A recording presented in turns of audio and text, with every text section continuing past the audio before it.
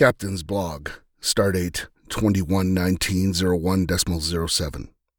I have encountered a snag in my deep dive of the 1982 film Star Trek II, The Wrath of Khan. There's so much to discuss and analyze, I hardly know where to start. Well, at the beginning, of course, that's only logical. But a friend of mine gave me grief about speaking about Conan the Barbarian for 6 hours when it was only a 2-hour film, and I did receive some feedback from some other people saying that I may have gone a little bit too long on that. Well, strap in and lock, because we are about to go where no one has gone before.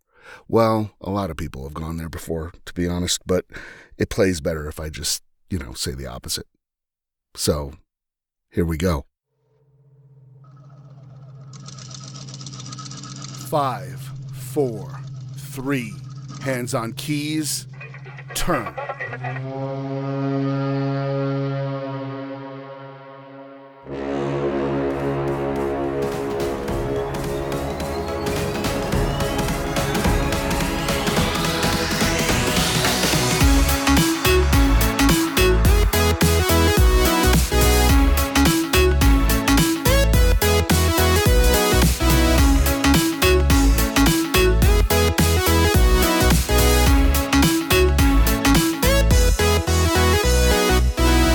Greetings and felicitations. This is Michael Haspel.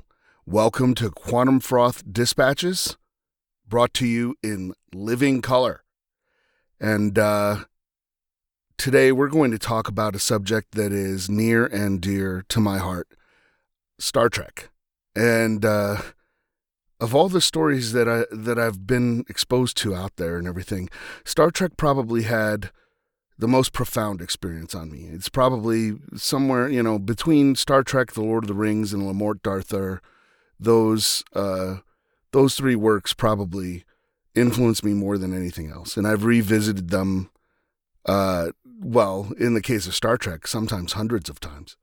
So it's just kind of interesting. I really related to Spock and of course Captain Kirk growing up, but more so Spock, because I was kind of a military brat. I was always the outsider. I was always the new kid in school. So I developed a kind of way of just being kind of stoic, and Spock was my big role model for that until, and this is just kind of funny, when you apply to go to one of the service academies, you have to have an interview with, you have to get sponsored by, a congressman or something like that. And they have panels that you go in front of, and you have to talk about who, what inspires you to become an officer in the Air Force in this case. And I did a number of these different panels, and, people would go in there and they would give kind of canned answers that are expected when the congressperson's, representatives would ask you, who do you admire as your hero? They would give, Chuck Yeager or Curtis LeMay or something like that. And they would talk about, how this such and such astronaut is their hero, or Chuck Yeager or something like that. And my answer drew a huge laugh from everybody, but they actually understood exactly what I was talking about. And when posed with the question, who was my hero, who did I live up to, or look up to rather, I answered James T. Kirk, and it drew a huge laugh. But I was just like, you could wish to have a worse career. It's the guy is superhuman in a sense. And it's interesting because we're going to be talking about superhumans this episode. And as a high school kid and as a kid growing up watching Star Trek, Kirk was somebody to emulate. And he was very, very cool and very suave, and got the girl when he when the story called for it, really. But really, his girl in his life was always the Enterprise. It was the ship. There are some disturbing facts revisiting James T. Kirk as an adult. And we're going to talk about those. And they're probably not going to be the disturbing facts you think I'm going to talk about, which is, the ones that people latch on, the low hanging fruit. Oh, he's a womanizer. He really wasn't. But that's what they've decided to latch onto. But if you look at that, and look at the television shows at the time, it was pretty standard fare, just have a guest star and that would happen. So, and he never really messed around with members of his own crew, which is important. I also think that's because of the makeup of the creators of people who made Star Trek. And we're going to get back to that too. We'll circle around to that. But yeah, I have to have a couple of disclaimers here when I'm talking. So one of the things I'm going to try not to do, and emphasis on the word try, because it's very hard, is I'm going to try not to bash J.J. Abrams and his take on Star Trek, starting with Star Trek 2009. I think there's enough people out there doing the whole negative, JJ thing, and it's actually far too easy to just shred his vision because he didn't do his homework. That's the easiest way to do it, is that he has no respect for the source material and he didn't do his homework. And Star Trek has suffered because of it. So I'm going to try not to do that. The other caveat I got to throw in here is I have a lot of theories and a lot of speculation about what's going on in the stories, about what's going on in the episodes. So I will try to highlight that when I go off of, say, facts or something that is specifically highlighted in the episode, where it's just like kind of like a fanfic or a headcanon kind of thing. I will try to highlight that. But when when I get into it, I may not highlight that. So please, when I start talking about the episodes and everything, maybe everything I'm saying might not be actually there. It might be me reading into something or a headcanon that I've created. Most of the time it's not. When I do have headcanon, I have actually a pretty good reason for believing what's going on. But without any further ado, let's get into it. And like I said in the intro, I was gonna, our theme for season 1 of QFD is kind of what was in the water in 1982. Like, why did so many pivotal films that are considered classics nowadays come out in 1982? And it wasn't just films, of course. It was all kinds of stuff, music and video games and all kinds of stuff.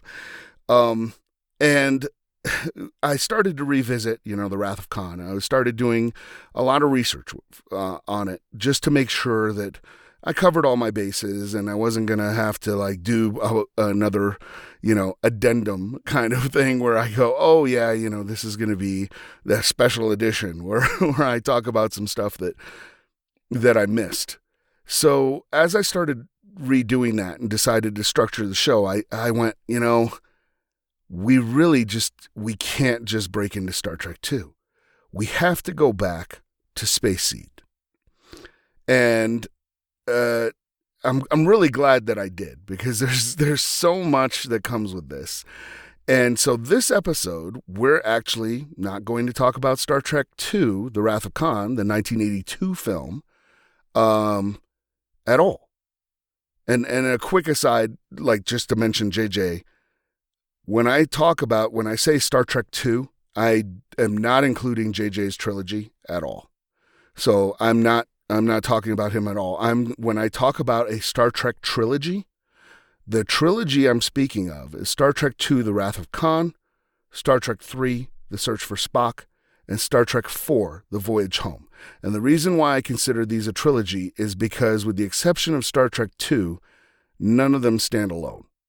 So Star Trek 2 is a self-contained story. Star Trek 3, you have to know what happened in Star Trek 2. And in Star Trek 4, you have to know what happened in Star Trek 3. So those stories are directly related to one another, and they form a trilogy.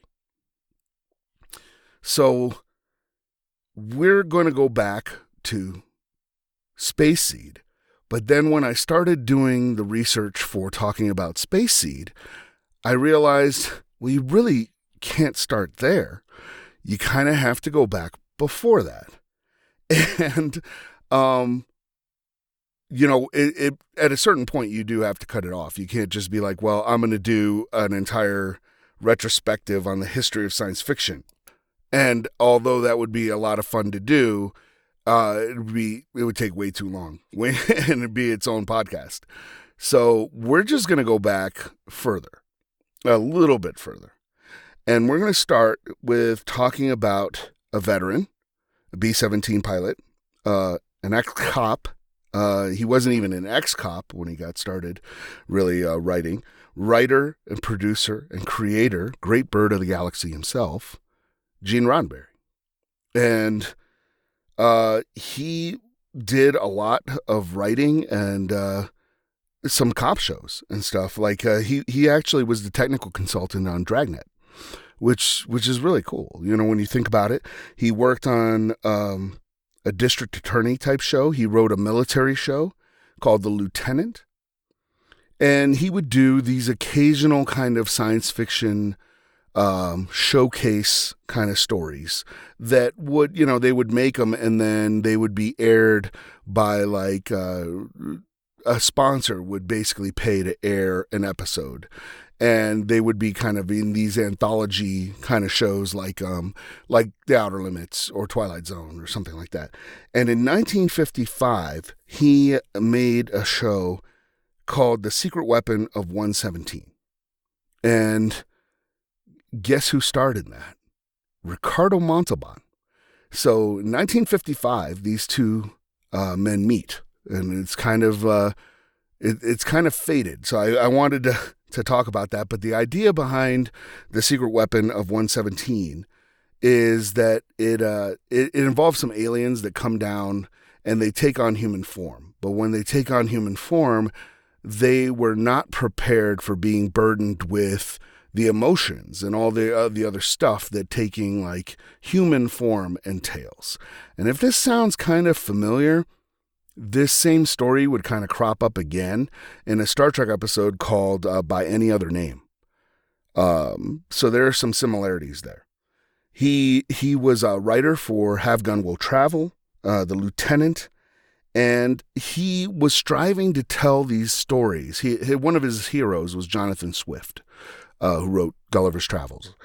And he wanted to tell these kind of stories through parable that 1960s television really wasn't, didn't want to deal with. They didn't want to talk about that. Television was mostly regarded as, it has always been just an entertainment medium, but they just didn't want to go and, hey, let's just, not talk about like these social issues and deep dive stuff like that and everything. The landscape was changing in a huge way. We started seeing like television shows like I Spy, which featured the first black actor to have basically co-billing with a white actor. So things are in flux. Of course, across the national landscape, you have the entire civil rights movement that is just exploding. You've got the beginnings of an anti-war movement. And the war in Vietnam has now been raging for several years. And there's an anti-war movement that is really nascent at this point. It's not quite as fervent as it would become. So Roddenberry starts going around and he's like, how can he tell the kind of stories he wants to tell? And he turns to science fiction, because good science fiction, and good fantasy for that matter, what it does is you're able to distance the audience from an everyday problem, from something that's going on, that they're too close to and may have immediate opinions and get really defensive about. So if you kind of cloak it in a parable set on a distant world or in another world or something like that, you can get past people's initial defenses and get them to see a different point of view. It's kind of a shortcut. It's a Trojan horse to get into somebody's brain. And we've talked in the past about how you can use story as kind of software upgrade for your brain. And you have to kind of, pay attention to whose stories you're putting in there, and that's how you do stuff like District 9 being about apartheid, or just covering, different topics that people may not want to talk about. But when you couch it in a really good science fiction or fantasy story, they can get by. So Roddenberry had some issues with this, because if he wants to go sell science fiction at this point, there's two kinds of shows really out there. There's the Buck Rogers type show, and there's kind of the weird show, And when I say the weird show, we're talking about, Night Gallery and The Outer Limits and Twilight Zone, stuff like that. So we're talking about things like that. Or you get the kind of Buck Rogery show, where you have Lost in Space is kind of a good example. What Roddenberry wanted to do was very different, but he has to now pitch it, and he has to sell people that, hey, this is not only going to be a great show, it's going to make you money. And right then, during that time, kind of like now, how everything's like a superhero story. We have Marvel, we have DC, we have like all these different superhero shows on TV. We're probably going to hit peak superhero if we haven't already, because we're getting The Boys, we're getting a remake of Watchmen, we're getting the Wild Cards finally, So it's never a better time to be a huge comic book hero, superhero nerd. But the genre is saturated, in much the same way that, and these things happen in cycles. So in much the same way, television in the 1960s was saturated, but the genre of choice was the Western. So if you're Gene Roddenberry, you have to sell this science fiction show as a Western, or it's not going to get picked up. And so he goes in and he pitches it as Wagon Train to the Stars. And it gets greenlit, so they decide that, hey, they're going to do this.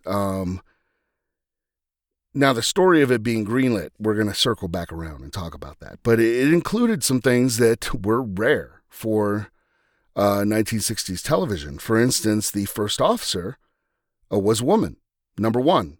Now, it happened to be Majel Barrett, who Roddenberry was seeing at the time. But that wasn't the reason for her being in there. I mean, he did kind of write the part for her, knowing her acting range. But there were a lot of budget concerns.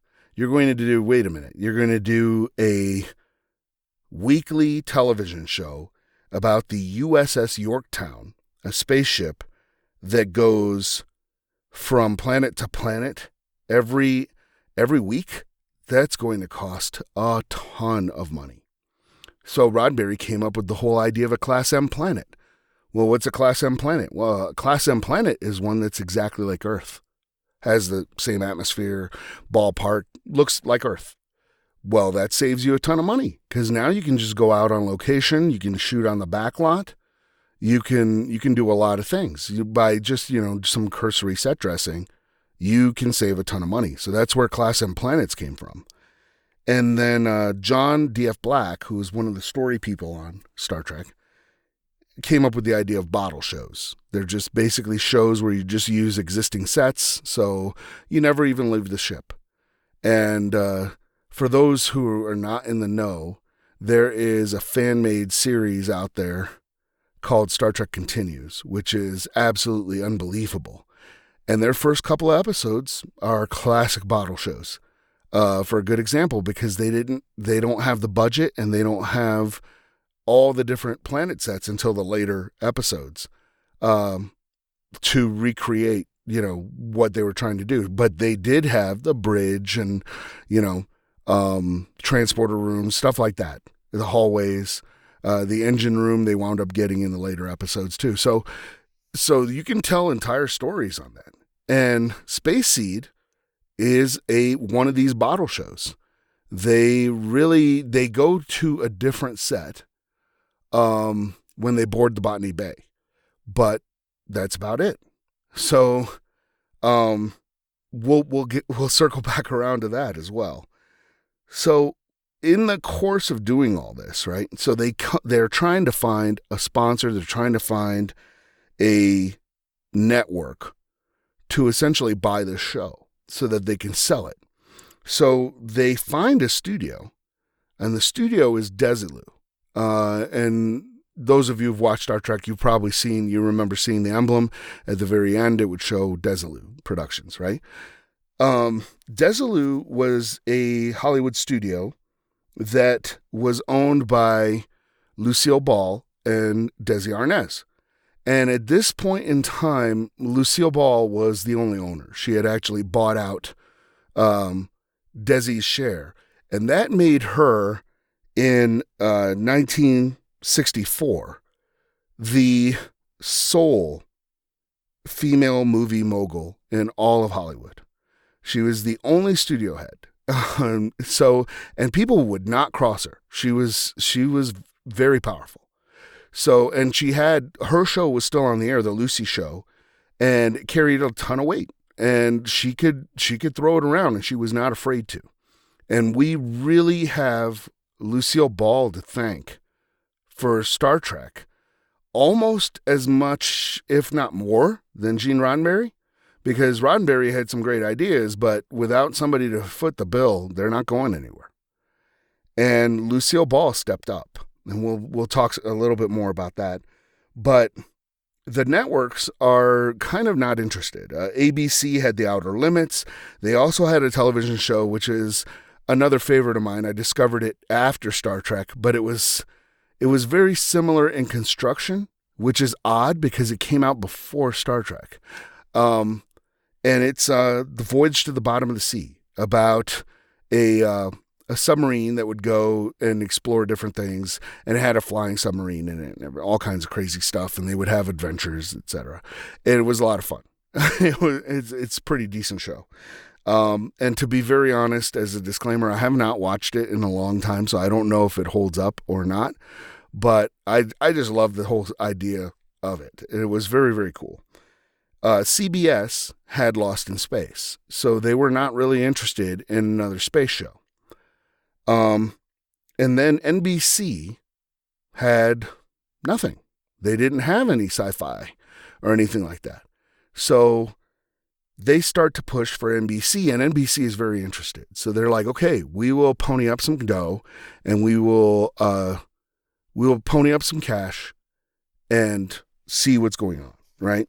So in November 1964, they start filming The Cage, with Jeffrey Hunter starring as Captain Christopher Pike aboard the USS Enterprise.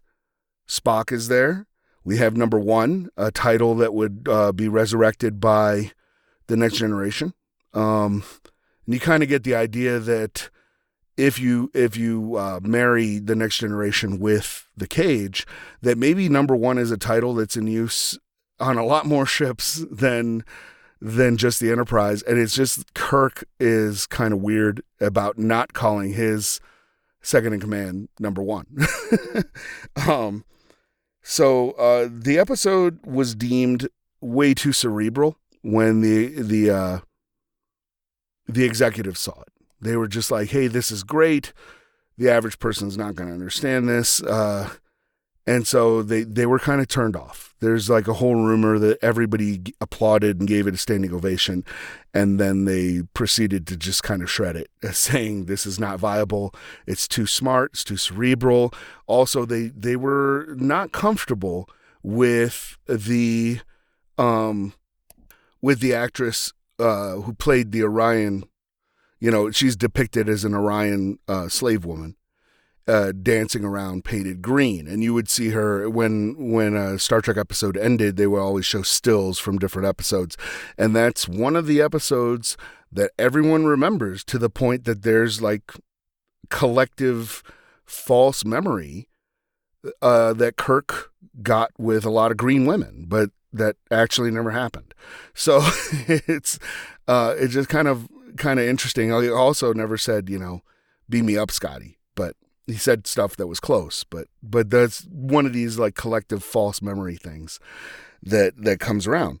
Anyway, the footage for the cage, once Star Trek was up and running, they recycled all that footage in an episode called The Menagerie, and that went on to win a Hugo Award. So, kind of a happy story, a happy ending at the end. Jeffrey Hunter had other things going on, so he decided to pass on doing the show, because they decided that they were going to foot the bill with Desilu covering half the cost. Now, they're putting up their own money, for a second pilot in 1965, because they saw that there's potential here. But they told Roddenberry he had to shake up the cast. So the two people he was told directly that he had to get rid of was number 1 and Mr. Spock. And there was all kinds of stories you can read about how Spock, because of his pointed ears and slanted eyebrows, was compared to demonic or satanic figures. It's your standard nonsense that unfortunately nowadays is making a comeback with everybody, with monetized outrage and everybody being freaked out by everything. So they decide that they're going to make another episode. They cast William Shatner, who at the time was very much in demand. He's done all kinds of different television stuff. He's famously in several Twilight Zone episodes. He'd done, I think, an Outer Limits episode as well. And he was a stage actor as well. So he was very much in demand. But Roddenberry understands that he can only fight for one person, and he deems that Mr. Spock is more important than number 1. So Spock stays in Star Trek. Number 1 gets canned. Majel Barrett would, of course, come back as Nurse Chapel in subsequent episodes. And so they start making Where No Man Has Gone Before. And it's another great science fiction story, but this time, it's got some of those staples of the Western kind of put in there, and there's a fist fight. So, yay, there's action, right? So, and we're gonna talk about that too, because one of the things that sets Star Trek II: The Wrath of Khan apart is that Khan and Kirk never meet, and that would have never flown back then, and it doesn't fly on a lot of television today. Or film. They want that physical confrontation between the hero and the villain. But in Star Trek II, they never physically meet. Everything's done over a view screen, over comms. So anyway, we get back to Where No Man Has Gone Before. It starts setting a trend for Star Trek in that it's always beyond schedule and it's always above budget. And this thing is bleeding money. And it's bleeding money so badly that they're wanting to pull the plug. And there is a story out there of people working, a 16, 17-hour day, and they were coming up on the overtime requirements for the union or something like that. And that was going to blow their budget sky high. And that somebody saw, they're doing this big fist fight and it's really aggressive and they're knocking bits of the foam rocks and everything over the dolly tracks.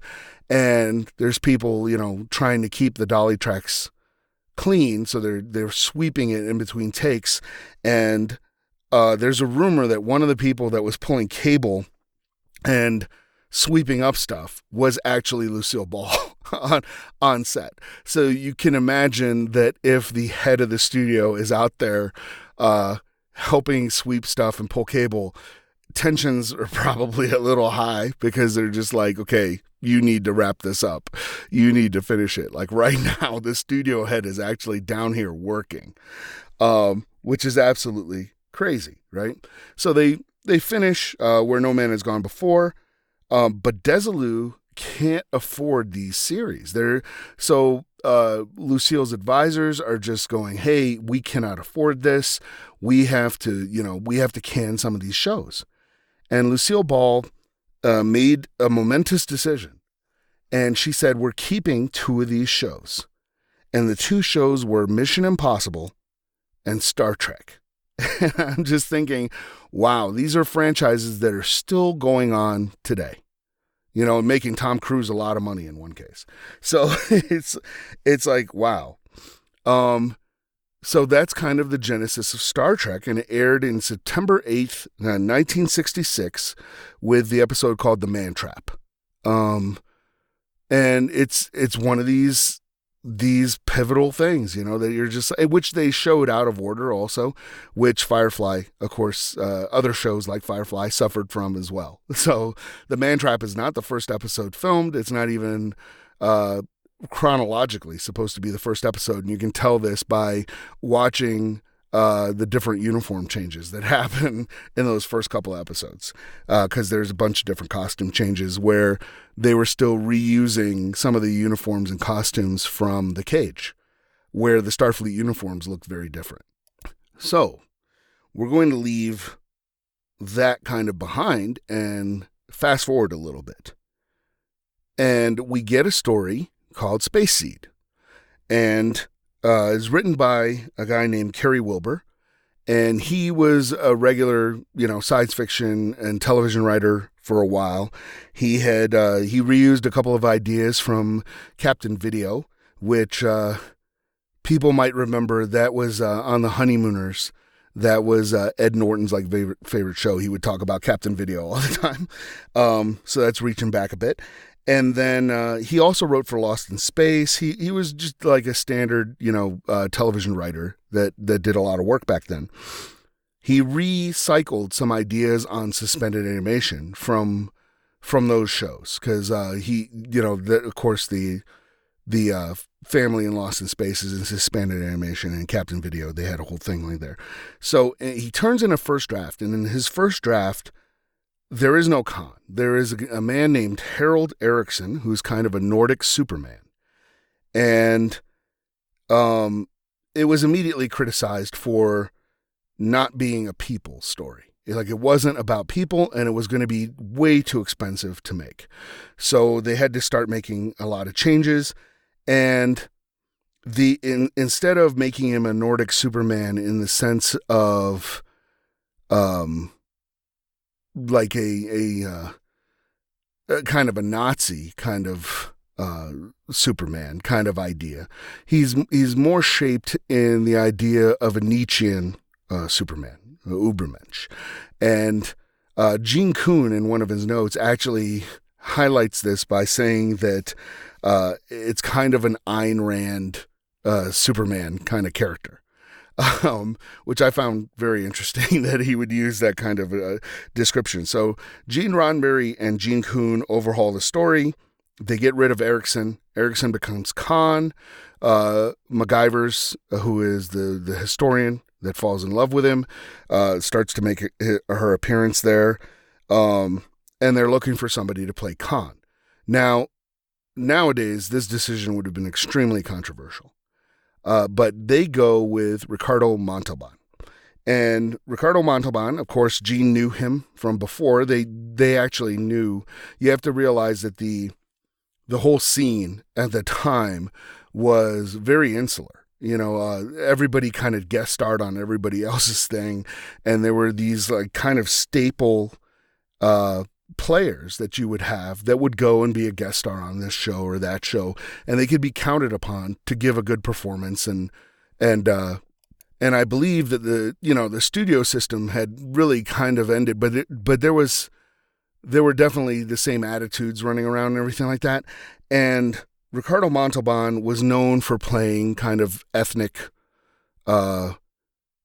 characters. He was a Mexican actor, and he was known for a lot of times just playing like the Latin lover or the Latin seducer or whatever part. And he was in really good shape, and he fit the bill. So Ricardo Montalban gets this part as Khan Noonien Singh, who is an Indian Sikh. So nowadays, you would think that wouldn't fly.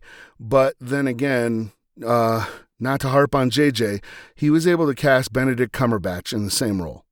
So who knows, right? So there's a lot going on with that. So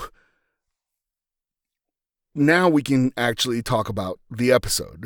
And I realize we're ways in here, but we can start with actually Space Seed. So the episode starts, there's a lot of like sniping going on between the crew. It's kind of interesting. They're going through space and they're coming up on a ship, and Spock kind of just says, hey, this couldn't be an Earth vessel. It's too far out. We have no record of any, this part of space has not been visited by an Earth ship in, generations. So there's no way it could be an Earth ship. And then they start to pick up a transponder that's beeping. And it's beeping using Morse code. And Uhura is able to figure this out very, very quickly. And she actually starts to decipher the Morse code. And Kirk cuts her off. And he's like, hey, yeah, we can hear it too. Like, he doesn't really care. And he kind of makes a point to Spock that, hey, this is... you're wrong, like, how does it feel to be wrong? He doesn't quite say that, but that's kind of the attitude. And Spock even calls him out on it. Spock's like, hey, why do you like to see me wrong? And Kirk answers, that humans are kind of flawed and stupid and a bit savage. And he acknowledges that it was just a dominance play. And that becomes a big type deal. That is a theme that runs through this entire episode, is, of course, dominance and fitness. And I mean fitness in a Darwinian sense, not like in a, physically fit kind of sense. That becomes a big theme in this episode. And we see it crop up right here. And then, when they're able to see the spaceship that's sending out the thing, Kirk identifies the ship as an old type Earth DY-500 ship. And Spock immediately corrects him. So we're getting into this whole dominance play again. He's like, oh, it's a DY-500. And Spock's like, no, it's a DY-100. And my inner nerd just wants Spock to be like, no, it's a KH-64C mid-bulk transport. But alas.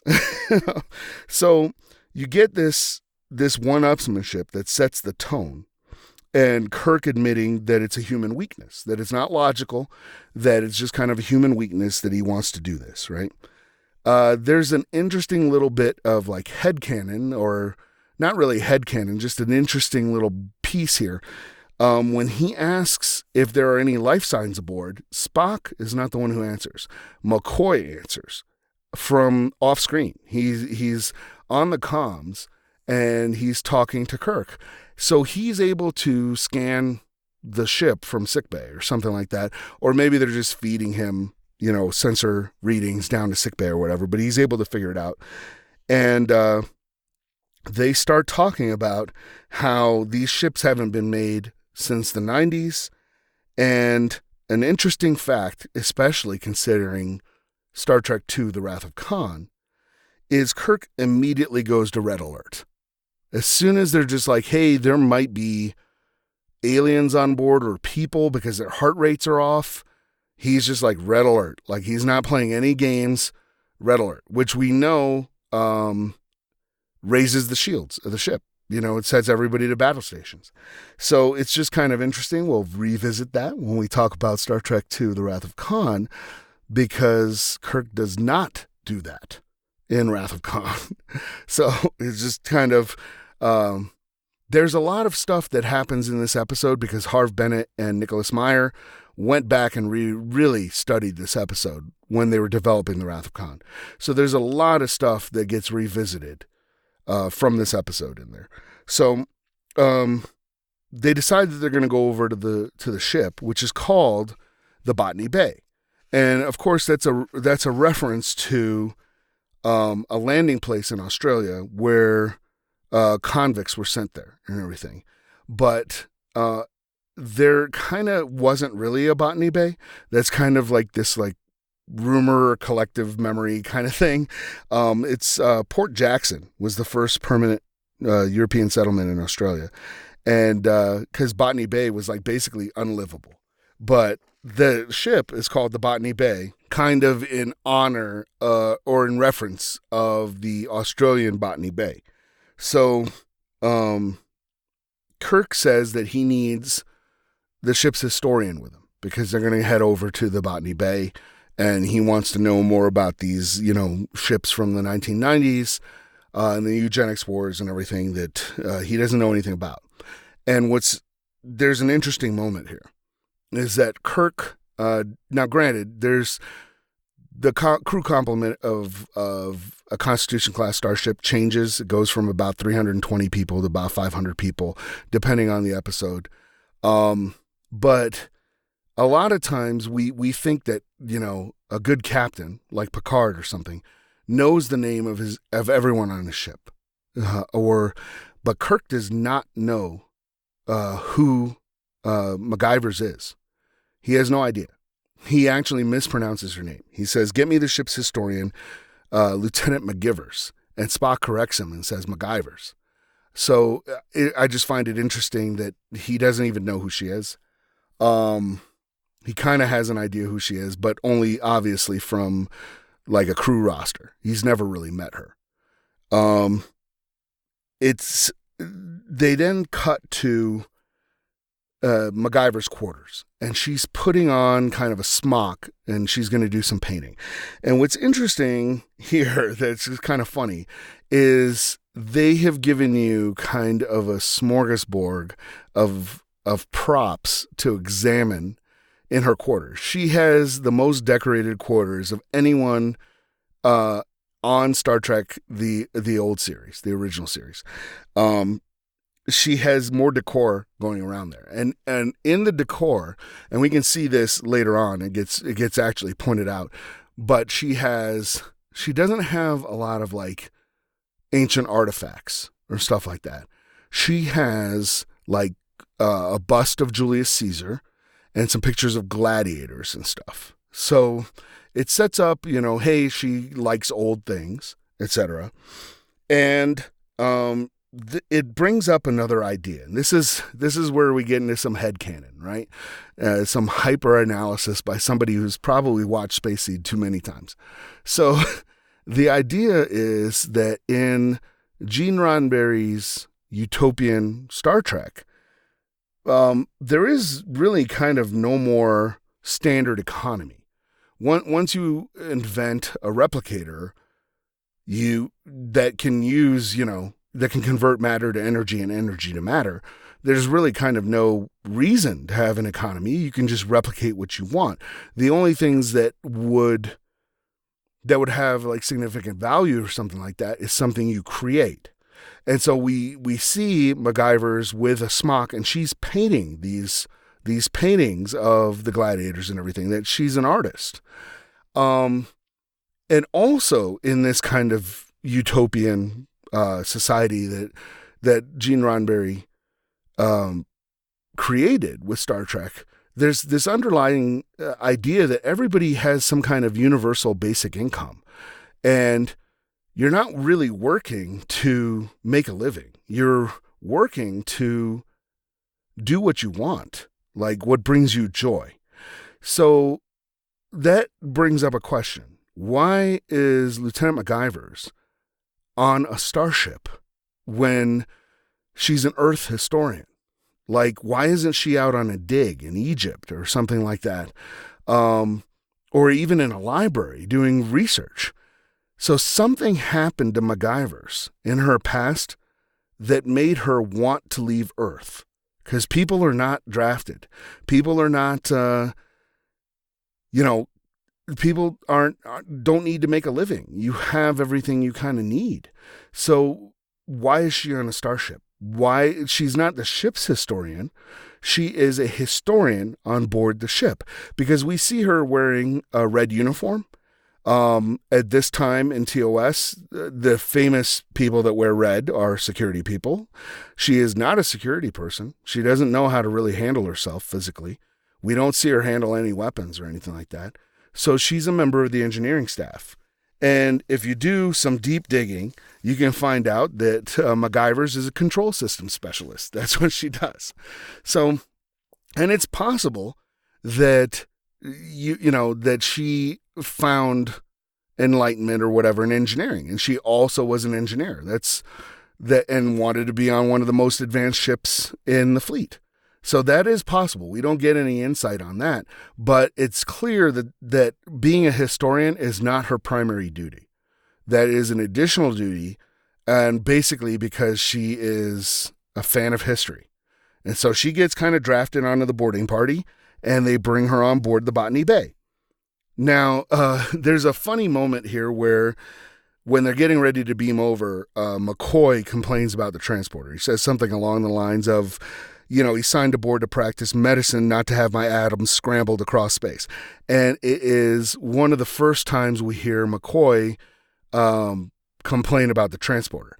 Now, a lot of this has been explored and written and everything. One of the coolest questions is, when somebody is using the transporter, are they beaming down to the planet or are they committing suicide? And then what shows up on the planet is a different them. So that's something to think about, is your consciousness really transferred, or is it just, a fax, essentially, because the fax is not the original. So, so are they actually just committing suicide by jumping on the transporter, and then the transporter is creating an identical copy of them? And given some of the transporter accidents that have happened, splitting people in half and into two identical parts, which happened with the Enemy Within, and a lot of the other things that go on, it makes you kind of wonder. So it's just something to think about philosophically. But what is interesting here is they don't tell MacGyver's anything.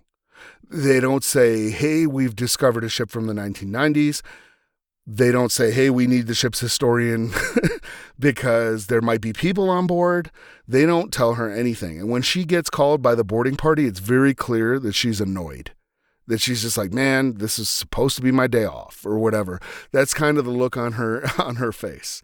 And she was getting ready to paint stuff. So she's kind of expecting to be off duty.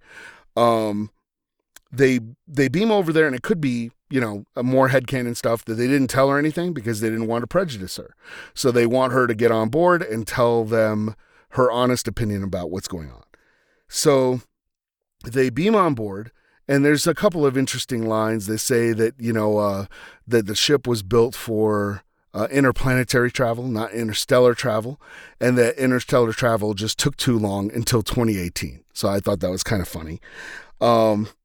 They have the crew of the Botany Bay is all in suspended animation. They're wearing these kind of skimpy net costumes is the best way to describe it. They're kind of made out of netting. They went out of their way to hire gymnasts and dancers so that these eugenically created people would have kind of these perfect bodies and be in really, really good shape. The NBC people kind of balked at that. They were just like, these costumes are too revealing. You got to cover them up. And what's interesting is that later on, when more of the Botany Bay people wake up, all the men are in jumpsuits, but all the women are still wearing the net dresses. So it just kind of just shows where the censors were kind of thinking about that at the time. So they get on board they see Khan because when McCoy's messing around, he turns on the lights. And the lights affect something. They start waking up Khan. He must be the leader. And Kirk starts quizzing MacGyvers about, hey, would he be the leader? And she's kind of just out in space. She's just not paying attention, and she's very clearly already taken with Khan. She's just kind of just staring at him, and some of the dramatic lighting in this is really very humorous by today's standards, because Trek has always used kind of theatrical lighting, and it's kind of over the top, and in this episode it's no less so.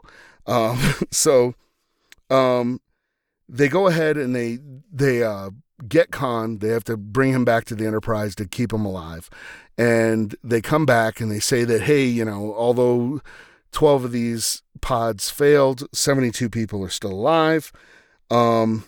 And I just want to take a quick segue here, because they're going to head off to Starbase 12. And the quick segue I want to talk about is that a lot of things have changed over the years on Star Trek and in television in general. And Star Trek in particular, in fact, Galaxy Quest made a lot of fun of this with Sigourney Weaver's character. They will kind of like state the obvious in multiple different ways to make sure that the audience doesn't miss out on it, like doesn't miss something. Like they'll have, they'll have Picard or Riker will be dealing with a situation, and Picard will be like, we need to get close enough to beam him aboard. And then you'll have Riker say something like, but Captain, with the shields up, the transporters don't work. And it's like, well, no, duh, the captain would know that. He's not talking to the captain. He's talking to the audience when that happens. And I can think of a couple other instances where it's an easy way of doing exposition to try to explain to the audience how things work. And a good example comes from a Next Generation episode with the Stargazer in it, where they are using a tractor beam to tow the Stargazer, and Picard is under mind control at this point, and he needs to get the ship away from the Enterprise. So he tells, Riker about, hey, did you forget your tractor beam, class or whatever, that once the ship is moving on a heading and on a course and at speed, you can turn off the tractor beam and it's just going to coast. And Riker's like, oh yeah, that's right. And Picard's able to get on board the ship and power up the Stargazer and all kinds of stuff like that. And the reason I bring up that example is because there is a similar kind of thing going on here in Space Seed. They go, set course for Starbase 12. And then Kirk just says, rig for towing. And that's it. And that's the whole command. There's no explanation of a tractor beam. There's no explanation of how they're going to tow this thing. Of course, that's not important to the story at all. So it just gets glossed over. But I think there's something else going on here. And what I think is going on is that all the folks that were working on Star Trek at this time were either veterans or were exposed to veterans. We had a lot of, veteran terms like grounded come into the American lexicon after World War II. So I think that these guys understood how a starship would work from a military perspective, that you're not going to micromanage your helmsman and tell them exactly what they have to do. You're just going to give them a command. And that ties into the way commands work in Star Trek II as well. There's kind of a verbal acknowledgement of commands that is gone now. They don't do it on the shows anymore. They don't do it in the movies anymore. And it's something I kind of miss. I'm nostalgic for it, I guess, but it makes things sound more professional. There's this verbal acknowledgement that they'll just be like, lock phasers locked. Or, go to 1/4 impulse power, 1/4 impulse power, aye. And they will kind of repeat the command and do it. And that's going on here, but it doesn't go on a lot in the Next Generation and in the modern, the kind of modern stuff. They don't do that anymore. So it was just, there's a, side note, but I thought it was kind of important to explain what I kind of think about that. So when they get back, and Khan is in the sick bay, and McCoy is just marveling at, holy smokes, how I don't even know how this guy's still alive. It's like his body refuses to die, and even though he's like, I'm a good doctor, but I'm not this good. This guy is like superhuman. He's his readings are off the chart, and he's awesome. He mentioned something like, even in the state that he's in, his heart is working twice as good as Kirk and McCoy's. So that just shows on what a different level Khan is working on. But then MacGyver's comes in. Kirk calls her aside and reprimands her, and he gives her a speech that's like a very heading back to like this like veteran idea speech. He says, at any one time, the safety of the entire vessel can rest upon the performance of a single crewman. The fact that you may find a strange man personally compelling is the worst possible excuse. And that ties back to like the ship depends on everybody doing their job to the utmost of their ability. And you're putting lives at stake by not being at the top of your game. Now, MacGyver defends herself, and she says that it's not a personal attraction, it's a professional attraction, that she is a professional historian, and that is why she's attracted to Khan, because of all the, think of what he represents, all the history, all the knowledge that he has, and that's why she's taken. And Kirk kind of doesn't buy it. He answers, something along the lines of, it's more than that. Men were more adventurous then, bolder, more colorful. And MacGyver acknowledges it. She kind of says something along the lines of, yeah, back then men were men, implying that she's really not happy with the state of males in the 23rd century, which again, you're like, well, what happened in her past that made her leave Earth if she is a professional historian? So it's not even just a hobby anymore. And I know I'm just headcanoning on one word, but it was just something kind of interesting. Kirk dismisses her, she leaves, and then Bones says that, that if Kirk had not chosen command as his career track, he'd make a pretty good psychologist. And, Kirk is like, oh, just fair psychologist, which of course, to be a good commander, you have to know some kind of psychology and be able to read your people and know what kind of makes them tick. So I bring that up because this was a really masterful way of the writers to go, hey, this episode is going to be a people story. It is going to be about psychology. It is going to be about dominance. And it is going to be about Darwinian fitness. And they have set up these themes. And I don't know how far we are into the episode, but it's probably the first 15 minutes. Certainly, only one commercial break has gone by. So they've set up these themes right up front, that this is what we're going to talk about, is psychology, Darwinian fitness, and dominance. And so this is what's going on.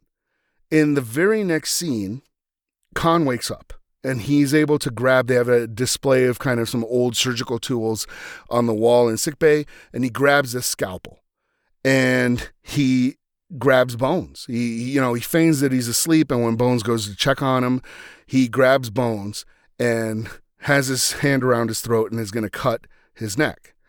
And Bones has ice in his veins. It's just crazy. He looks at Khan and goes, choke me or cut my throat. Make up your mind. And a quick aside here too, jumping back with Roddenberry and kind of his Western background, he really liked DeForest Kelley and always wanted him to play the ship's doctor. DeForest Kelley was kind of known for playing actually villains a lot in Westerns. And the term Bones actually comes from Westerns. It comes from a nickname for doctors, Sawbones, because, around Civil War era and everything like that, that was the saw was a very viable medical tool.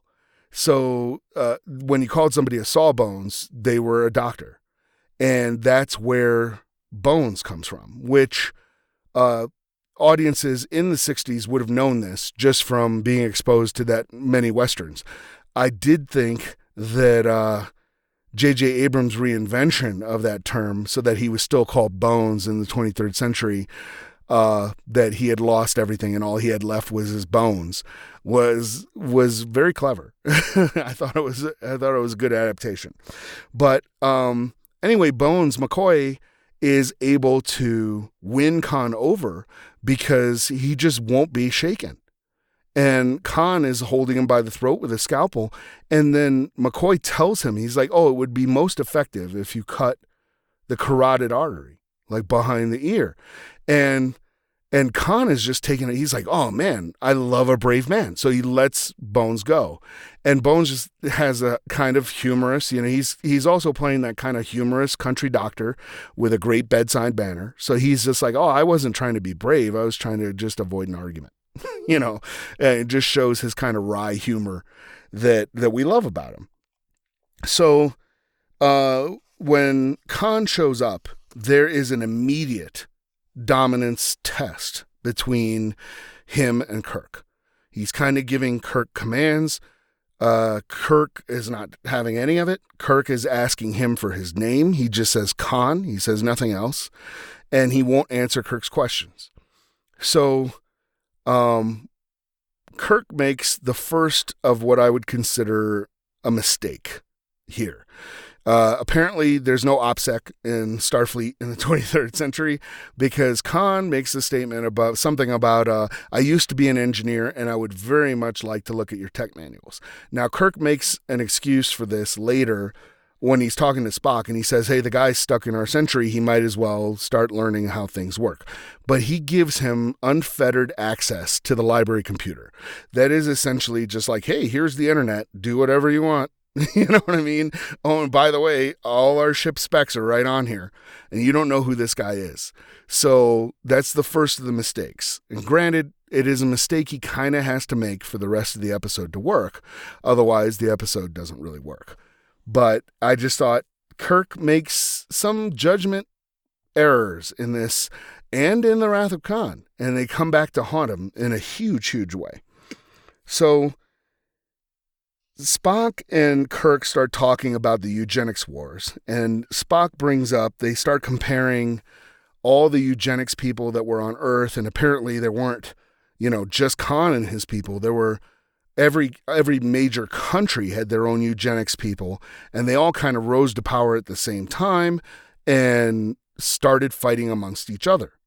And we get that theme of dominance showing up again, albeit this is just a side conversation. And then Spock says, with superior ability breeds superior ambition. And it's what the scientists had not figured out. And I was just like, well, they probably should have listened to Stan Lee and Steve Ditko, and then they could have avoided that whole thing. But it works. Now we get to another scene where Khan, they're getting ready to have a formal dinner to welcome Khan to the Enterprise in their time. And it was MacGyver's idea. And so Khan shows up at Lieutenant MacGyver's quarters, kind of unannounced, but, he's just there. And he looks around the room. He's just like, oh, thanks, for inviting me to this dinner. And this is going to be really cool. Thank you for escorting me. And he's being very, very polite. Then he starts to look around her quarters, and the psychology kicks in, right? Because he starts looking around her quarters and he starts naming things by name. He starts seeing the pictures of the gladiators, and he starts seeing there's like a painting of Richard the Lionheart, of Leif Erikson, and of Napoleon, and there's a bust of Caesar. And he recognizes all this stuff and actually looks at a sketch/unfinished painting that is of him in kind of period clothing with like a turban. And he's flattered by it. But more than that, he's using psychology. Now he knows what makes MacGyvers tick. And she likes dominant men, very powerful men. And he even warns her. He says, be warned, such men take what they want. Now, and then he kind of like kisses her, and they go out of their way to show that she willingly gives in to his kiss. She doesn't push him away or anything. She pulls him into her. So Khan's got an in now, and he kind of knows it. So they head off to the dinner, and there's some interesting stuff for people who have watched Space Seed way too much going on here. Scotty starts to become a member of the Corps officers. Now, when the show started, the Corps officers, the triumvirate that we're going to talk about in another episode, is Kirk, Spock, and McCoy with, and some people have compared them to the, id, ego, superego. There certainly is, reason and emotion, and logic, of course, being melded in there, forming this argumentary triangle, which is key to those three characters' dynamics. And if you don't understand that, you really can't make a good Star Trek movie based with the original crew. So, but now we get to see Scotty shows up as one of the Corps officers. And the tell on this is that Scotty has a different costume than everybody else. So when they come in, Kirk, Spock, and McCoy are all in dress uniforms. Uhura and the other two bridge officers are there too. And notably, it's not Sulu and Chekhov. And we will talk about that when we talk about Star Trek II, that Chekhov is never seen in this episode. But we know he's on board because, well, in Star Trek II, Khan mentions it. Khan talks about it, and he knows who Khan is. So we'll get back to that when we talk about Star Trek II. But these other crew people are there. Uhura's there. They're all wearing their normal duty uniforms. But Kirk, Spock, and McCoy are in dress uniforms. So is Scotty. Scotty is now in a dress uniform. And so that means, from a behind-the-scenes standpoint, that they went through the trouble of making Scotty a dress uniform. They didn't do that for Uhura and the other two bridge officers. So Scotty is already kind of special. He's going to be elevated as a character to feature in more episodes. There's just something you can see there. So at the dinner, they start talking about the eugenics wars. And I also want to take a quick aside. There's a lot going on in this episode, but I want to take an aside that everybody, when the scene starts, there are kind of these two yeomen going around, and they are filling up everyone's glasses with a blue liquid. Now, this seems to be one of Kirk's favored strategies, and it comes back to haunt him in Star Trek VI, The Undiscovered Country, when he serves Romulan ale to the Klingons to kind of loosen things up. The liquid that they're pouring out, just based on the bottle, it comes out of this very kind of weird looking bottle, which as a prop hound is an old George Dickel bottle from a distillery in Tennessee. It was a commemorative bottle. And it's Saurian brandy. And Saurian brandy is deemed to be illegal along with Romulan ale because it is so intoxicating, it's so over the top that you're not allowed to have it. Now, the fact is that these yeomen don't have one bottle. They have several bottles that they're pouring this out. And I don't think it's ever called out by name. I don't think it's ever called out by name as Saurian brandy. It's just basically this blue fluid. But there's some things that happen immediately later that hint me that it is probably Saurian brandy that they're going. So they start talking about the eugenics wars, and Khan is just kind of speaking abstractly, like, oh, well, I grew up in the 90s, so I know something of that time, but he's not admitting to anything. He hasn't really let on about his identity or anything, and Spock is just in attack mode. He is just questioning everything Khan says. It's obvious that, Spock Wikipedia'd the eugenics wars and he knows all this stuff about it now. And he is grilling Khan. And Khan kind of changes the subject by stopping because Kirk is just fascinating, like looking at him, not saying anything. And he says, you are a really good strategist, Captain, because you let your second in command attack me while you look for a weakness. And Kirk says, oh, no, we're not doing that at all. You think of things in militaristic terms. This is a social occasion. This is just, we're just having dinner, And then Khan says, no, like every situation is a military situation, kind of sizing up Kirk. This is the whole dominance thing. Like, what's going on? And they start talking about, how they all started fighting one another, all the eugenics people. And Khan gets kind of emotional. He says one person would have taken over, again, bringing up kind of the idea of Darwinian fitness. And he's like, we could have ruled the world under, like Rome under Caesar. Think of what we could have accomplished. And then Kirk says, we. So he's gotten, Khan to slip up and admit that he was one of the eugenics guys. So he's like, we, and Khan does not get further upset. And that is like one of Khan's weaknesses, is he's, of course, quick to anger. He gets very emotional. So, and we see that again, and Kirk exploits that to good end in Star Trek 2. But Khan does not get further emotional. He just kind of says, excellent, because he's like, oh man, now Kirk is a worthy opponent, right? He's like, oh, you tricked me into making a slip up. I'm not dealing with an amateur here. I'm dealing with a rival, an equal. And he doesn't really think of Kirk as an equal. He had made a speech prior to the effect that, oh, hey, there's been a lot of technological advancements, but man is still man. Like, humanity hasn't advanced, hasn't evolved.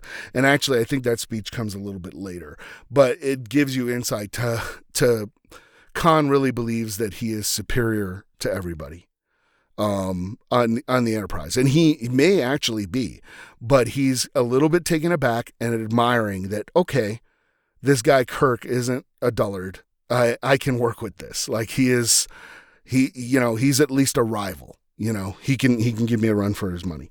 So Khan makes an excuse so that he can go regroup. He says he's growing fatigued, and he takes off, and he shows up back at his quarters. He returns to his quarters, and MacGyver's now shows up at his quarters. Now, keep in mind that Khan now knows exactly what makes her tick. And he kind of comes up to kiss her. She pulls away, and he says, go or stay, but do it because it is what you wish to do. So he's giving her kind of an ultimatum. You know what I mean? Like, hey, if you want to stay, you have to admit that you want to stay, that you're not there to apologize, that you're not there on the captain's behalf, that you're not there just to be the ship's historian. You're there because you want to stay. And there's little hints that he's getting to her and stuff. When they had met earlier in sickbay, he commented that her hairstyle was not the most attractive for her. And the next time that they meet, when they go to dinner, she has changed her hairstyle to kind of match the suggestions that he was saying. So he already knows he's kind of getting to her. He's a master manipulator. And I think in this scene, he starts to act. He's not really the Khan Noonien Singh, actually, the way he is. He's Khan Noonien Singh acting like Caesar, like Alexander, like Napoleon, like the men that she admires, so that he can get to her. And he views her very much as a tool at this point. And that does change in the story. But at this point, he very much views her just as a tool. And he's kind of putting on an act. And he grabs her by the hand and kind of squeezes her hand, causing her pain until she drops to her knees. And he asks her that he needs her help and to take over the Enterprise. He spills his guts as to what his plan is, which is very, very bold. And he had to be really confident that she was going to be on his side. So when he does that, actually, that actually comes back to it brings me back to Gene Kuhn's statement that it should be like kind of an Ayn Rand Superman, because in a lot of Ayn Rand's works, she has some very powerful, very intelligent women that still fall into this whole submissive dominance hierarchy kind of game that's going on. And that's exactly what we see in this scene. And I could be reading a little bit too much into it, but it is exactly what we see in this scene going on, to the point that he kind of just breaks her. I mean, he just says, okay, fine. If you're not going to do what I tell you to, get out of here. You're just like everybody else. Just leave. And she defies him. She says, no.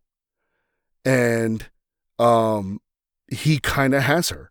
He knows it too. He's like, okay, well then you're going to help me.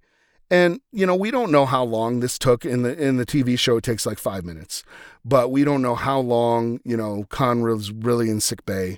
And this is more headcanon stuff. This is, we don't know how long he was aboard the Enterprise dealing with her. And she certainly would have had interviews with him and everything, just trying to get information from a historical standpoint before their relationship kind of just grew.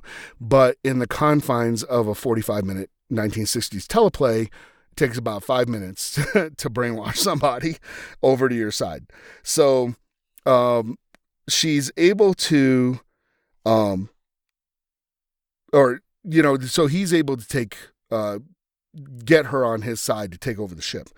Now, what's interesting is the next scene. I think MacGyver's told Kirk who Khan was, because when they go in there, she tells Khan that she knows exactly who he is. And he's like, oh, is that a fact? She's like, hey, I know exactly who you are. And up until that point, they haven't been able to find anything in the library computer about Khan, which is a little bit odd, but maybe Spock's Google skills are not up to par or something. So they're in a briefing room. And again, we have the three principals, Kirk, Spock, McCoy, and Scotty's in there as well. So it's another sign that Scotty is now becoming a major part of the crew. He's becoming one of the core characters. And they know who Khan is now. They now know that he is Khan Noonien Singh. And they kind of just start admiring him, to which Spock is horrified. He's just like, what? And they mention a couple of interesting facts. They mention that he was he was the best of the tyrants, one of them says, and there were no massacres on his watch, right? And he was ruler of 1/4 of the planet. So he's certainly on the level of like Alexander the Great, or Julius Caesar. He's certainly on that level. And Spock is appalled, and they all start laughing, and they're like, oh, we're just having fun with you. But you got to understand that human beings can admire somebody like that and still be horrified by him at the same time, right? And now that they know who Khan is, that Khan is Khan Noonien Singh, that you are holding Alexander the Great, who not only is Alexander the Great, but he is physically and intellectually better than you. They place a guard on Khan's quarters, and then Kirk goes down to have a chat with him. And that's actually where Khan says that he's surprised that humanity hasn't evolved, that there's been a lot of technology changes, but people haven't changed at all. That's where he has that conversation. But what's really interesting to me, and this is more headcanon type stuff, is that Khan is wearing a Starfleet uniform in this scene. This is not an accident. And it's not like they had, we don't have clothes, so here's some extra uniforms you can throw on. No, this is replicator time. You can make whatever clothes you want. And on top of that, we've already seen Khan wearing other clothes that they made for him at the dinner, for instance. He's wearing kind of this yellow jacket kind of shirt thing. But now he is in a Starfleet uniform, a red shirt, Starfleet uniform. And you're kind of like, why would Khan be wearing a red Starfleet uniform, right? And there's a number of different reasons for that. One is psychological, right?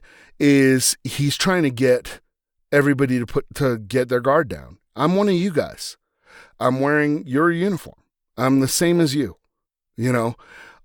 So that, it shows Kirk that he's willing to play ball, right? It's, hey, I'm no longer an outsider. I'm a member of your in-group. I'm one of your crew.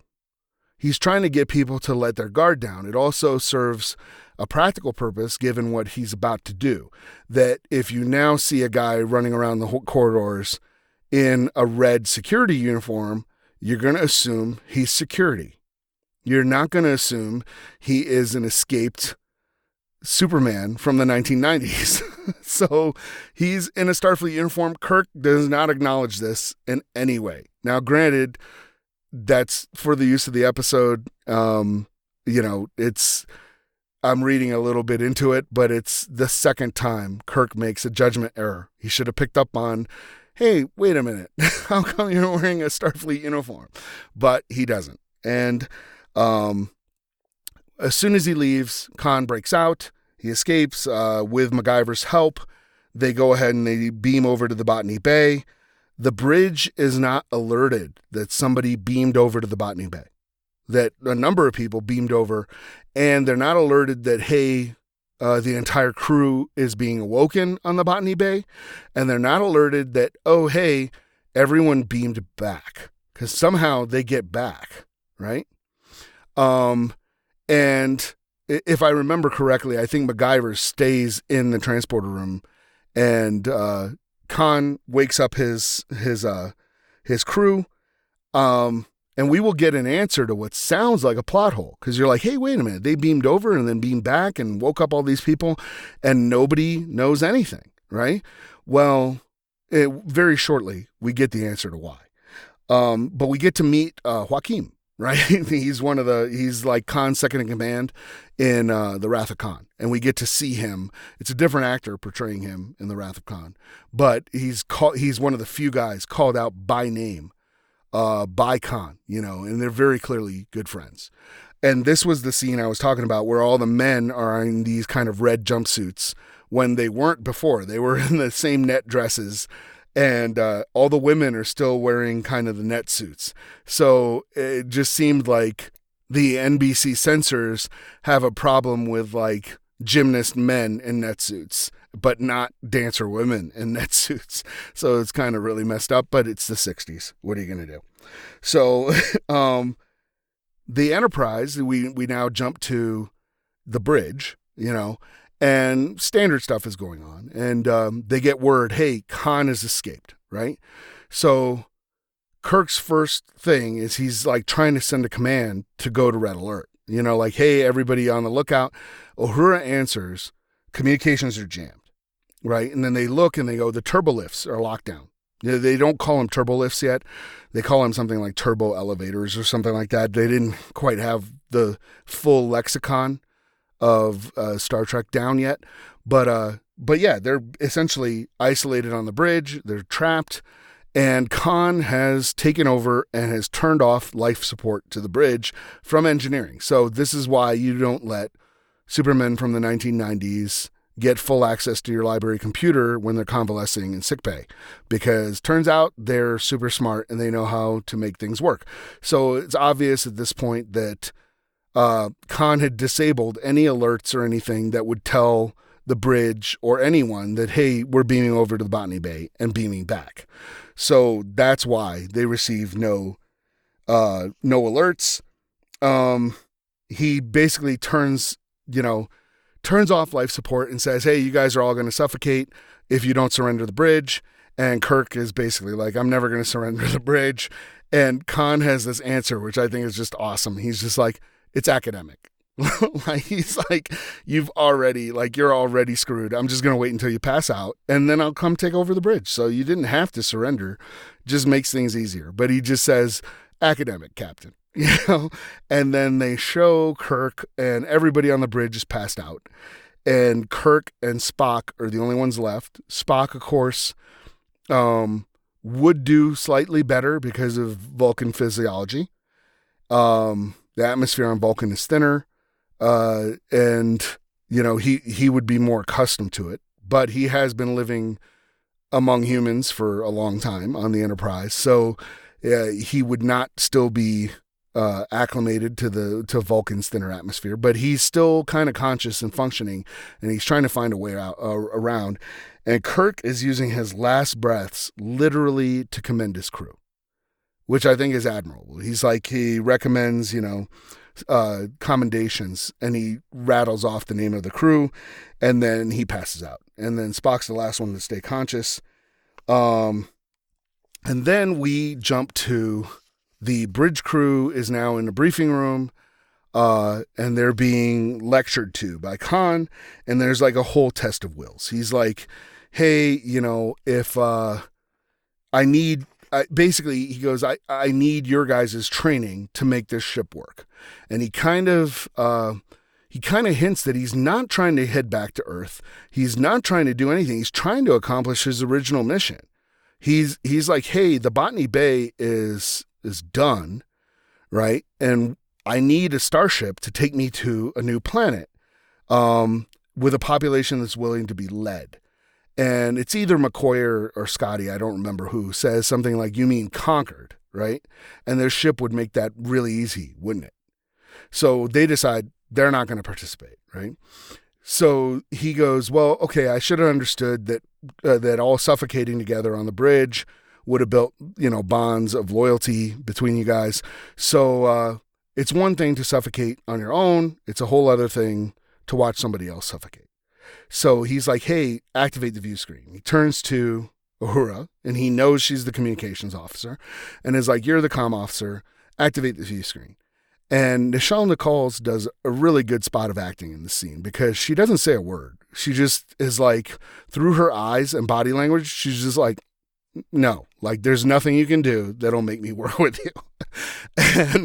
But she doesn't say a word. So he's just kind of like, come on, and he gestures Joaquin to come over, and Joaquin grabs her and throws her in front of a comm console in front of a table. And he's like, activate the view screen, right? And she just gives him the same look. It's kind of a blank stare, like, I'm not doing anything, right? And he hits her, and he goes to hit her again, and MacGyver intervenes and says, hey, no, like, we're not going to be doing that, And Khan goes, fine, that's not that important or whatever. Activate the view screen. And he turns it on. It was just a test of wills. He already knew how to turn on the screen. He was just trying to get one of the bridge crew to cooperate in however small a capacity, so that he can start doing the psychological manipulation, a show of dominance, all these themes that are part of this episode, that he is the Darwinian, the fittest, among all of them. And he's trying to show that, but he already knows how, and they reveal that Kirk is in sickbay in some kind of hyperbaric chamber, and they are decompressing the atmosphere in there, and he's gonna die. So, MacGyver's, he's basically gonna he's like, if one of you people come over to me, I'll let the captain live. Just one of you, right? And the crew just sits stalwart. They're like, hey, I guess the captain's gonna die because we're not gonna work with you. And Khan gets more and more frustrated because he's just like, you guys are not supposed to have this kind of will. Like, you're supposed to cave, for crying out loud. Why are you not caving? He's starting to get upset, And he's like, fine, you're going to watch him die, and then I'll put somebody else in there, and you'll watch them die, and I'll put somebody else in there, and you'll watch them die, and so on. And Lieutenant MacGyver turns to him and says, hey, do I have to watch this, right? And he's like, no, but I hoped that you would be stronger. And those words are going to come back to haunt Khan. So MacGyver takes off. She's very clearly upset, can't watch the captain die, steps out into the hall and leaves, right? About 30 seconds later, they lose the image feed to sickbay. And Joaquin's like, hey, get us the picture back. And Uhura gives him that same blank stare. And Khan's just like, it doesn't matter. Captain's dead by this point, right? The image got cut off. Captain's dead. And he's like, we'll have to send somebody else to go ahead and die. And so he picks Spock. He's like, put him in the chamber next. So Spock gets, carried out of there and everything. And we find out that here comes MacGyver's. And she comes into sick bay and she tells the guard that is watching Kirk, hey, Khan said to watch him closely because he might change his mind. And then she hits him with a hypo that's full of some kind of, narcotic or whatever, and knocks him out. And she lets the captain out, right? So the whole thing about her not being strong enough to watch the captain die is a whole ruse. She hasn't completely changed sides. Even though she is loyal to Khan, she's still loyal to Starfleet. So she is conflicted. Spock gets brought into sickbay, and getting ready to throw in the hyperbaric chamber. Kirk kind of just punches the guy, and Spock uses the Vulcan nerve pinch, knocks him out.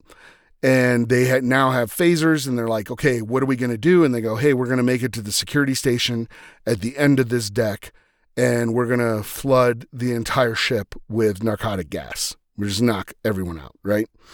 So they go ahead and do that. And there's an interesting little highlight I want to talk about is we cut back to the briefing room, and Khan is talking. He's still giving a speech about what's going on. And then he sees like, hey, I can't contact anybody. Like, what's going on? We've lost contact with all of our people, and he can't get anyone on the comms. And then the gas starts coming through, and Khan immediately covers his mouth and hauls ass into the hallway. He's gone. Scotty makes it out of the room as well, right? Uhura is still sitting at the communication console. Now everybody else is starting to choke and gag and cough. And I don't know if this was like a Nichelle Nichols idea or if this was in the script or whatever, but it's actually a really good piece of character development and really good moment for Uhura. She immediately, when she sees the gas coming out, she immediately starts opening up the comm console because that's her first duty as the communications officer. She needs to warn Starfleet that a Constitution-class starship, now there's only 12 at this point, and they are the most powerful, it's a heavy cruiser, is no longer under the captain's control. Like, you've got a problem, right? That is a big problem. And she's trying to get a message out, and then she passes out before she can. But I just thought that was kind of interesting that's her first duty is to warn everybody that, hey, this is a problem. And she's not able to do it, which works out for Kirk. And we'll talk about that in a little bit. But yeah, so she's not able to do it. But I thought it was a really cool character moment for Uhura. We get... Khan has locked himself in engineering where he's able to turn off the gas to engineering. He's monitoring the comms. He can hear Spock and McCoy and everybody coordinating what they're going to do. So he knows that Kirk is coming down to engineering. Kirk comes down. Khan easily overwhelms him, winds up crushing a phaser in his hands, like just to show him like, hey, you can't win a fight against me. Like, this is over, dude. But they, being, 1960s TV, kind of inspired by Westerns, there's got to be a fist fight. There's got to be a physical confrontation between the protagonist and the villain. So they have a fight. And on HD, this fight does not hold up. And you can kind of see the stuntmen really, really clearly. It's very obvious on HD. Now, in their defense, they weren't, planning on this being on HD. It's going to be, at a much lower resolution where it probably worked. And in any case, Kirk uses a kind of like a pipe handle kind of piece of equipment that he's able to pull off one of the engineering consoles, pull out of one of the engineering consoles, and he kind of beats Khan with that, and he's able to physically overwhelm him. And so now we cut to the trial, which is like it's the end of the episode, it's the epilogue, but it has some sinister overtones. And the reason I say this is because Kirk says something along the lines like, it would be a complete waste to have Khan and his people wasting away in reorientation centers. And when I was revisiting this episode, I was like, wait a minute, reorientation centers? What universe are we in? Is this a mirror thing? Because that sounds an awful lot like a re-education camp. So we get hints that maybe Roddenberry's utopian society isn't as utopian as it could be. With these kind of like reorientation centers, right? So it's just kind of odd. It's just this weird phrase that comes up. Now, it could be kind of a more humane kind of prison system where they just go, look, this is not going to be, we've got nothing personal against you, but we can't allow you to just roam around society. You've got to be sequestered away. And we've kind of seen that in another case, in I think of the episode Whom Gods Destroy, where we see Garth, who's gone insane and he's taken over the facility, but it is on an isolated planet and it's deemed for people that are way too dangerous to be let out in society because they're genocidal or whatever. So that could be what Kirk is talking about, but that's not the least sinister of things that happen in the scene. So Kirk then has the famous discussion with Khan where he says, hey, we're heading into the Ceti Alpha star system, and Ceti Alpha 5 is a planet where it's going to be rough, but the land can be cultivated. It has a breathable atmosphere. It can support life.